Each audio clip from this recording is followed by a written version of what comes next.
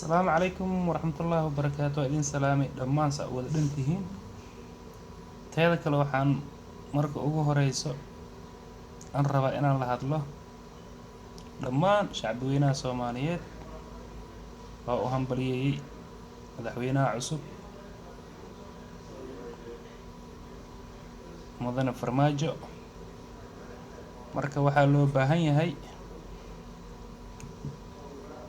sida aad ugu hambalyeyseen in aad ula shaqeysaan aadna waqti siisaan aanan noqonin in lagu degdego mucaaradnimo inaysan dhicin muxaafidnimo marka aniga ahaan mudana farmaajo ma taageersanihi mana mucaaradsanay labadaba laygama maqlaayo waxaan taageersanahay farmaajo laygama maqlaayo waxaan mucaarad ku ahay farmaajo laygama maqlaayo maxaa yeelay waa inaan ogaanaa muddo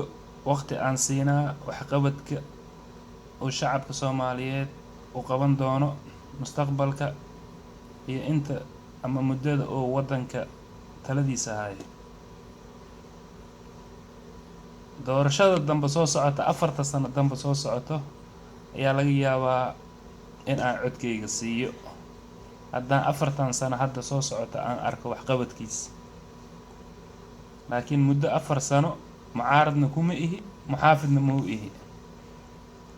maxaa yeelay dhammaan waxaan arkay dad badan inay hambalyeynayaan ay farmaajo hambalyeynayaan dad badanna ayadoonba sheekada aysan waxba weliba kursiga loo doortay uusan ku fariisanin ay mucaaradnimo la yimaadeen qaarkood ay dhufeys ugu jiraan wax la yiraahdo prime minister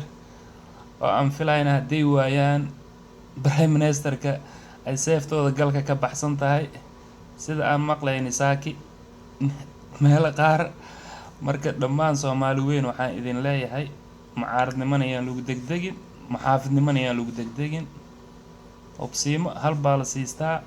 mudana farmaajo aan ka warsugno sida loo wada dhan yahay aan ogaano 4 sano xataa 2 sano ugu horeyso aan hubino aan tijaabino maxaa yeelay haddaad mucaarad ku wada noqotiin waxaa imaanaysa inay dhacdo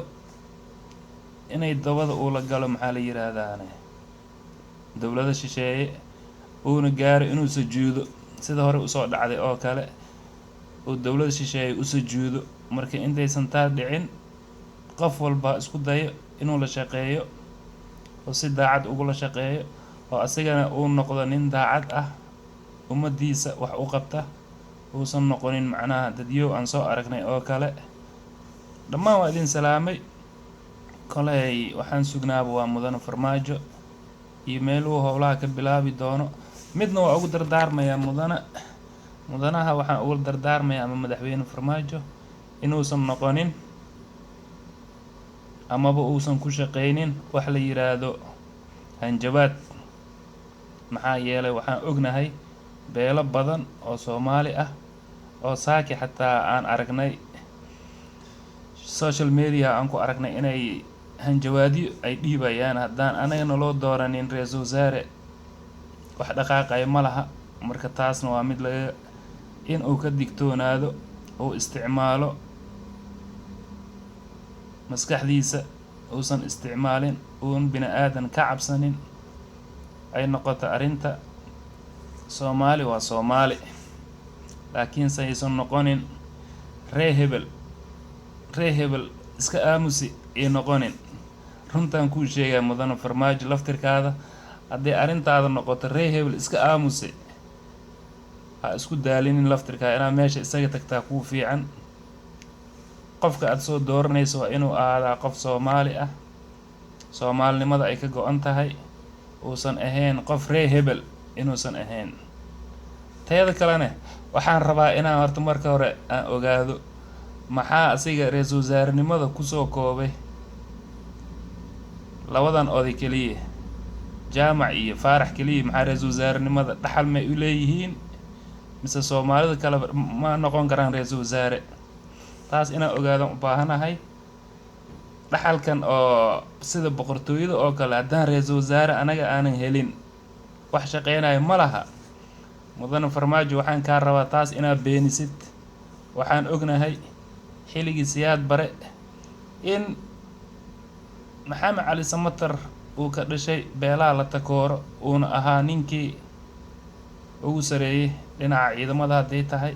ra-iisul wasaare uu soo noqday. marka waxaa la rabaa in aad muujisid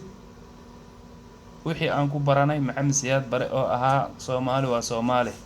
yaysan noqonin reer hebel iska aamus. waa idin salaami dhammaantiin saa wada dhantihiin. waxaan sugnaa waa mudane farmaajo iyo waxqabadkiisa. aniga mucaarad ma ihi, muxaafidna ma ihi, waxaan ahay qof dhexdhexaad ah. waxaan jeclahay Soomaali ah oo wada midaysan, oo wada siman, sinaan, cadaalad iyo intaba wixii wanaag ah in laga taliyo, laakiinse aysan arrinta noqonin 4.5. ano really ereygaas horta erey u fiican ba afka ma aha insha Allah, laakiin mustaqbalka ma shaqeyn doono magacaan 4.5 ma shaqeyn doono. waxaa shaqeyn doontaa haddii Ilaah yiraahdo sinaan iyo cadaalad sidaan rajeynayno. asalaamu calaykum waraxmatullaahi wabarakaatu. waxaa idin la hadlayo waa dulmane, marka waa sugaynaa asigana xilliga dulmiga oo ka kici doono insha Allah. asalaamu calaykum.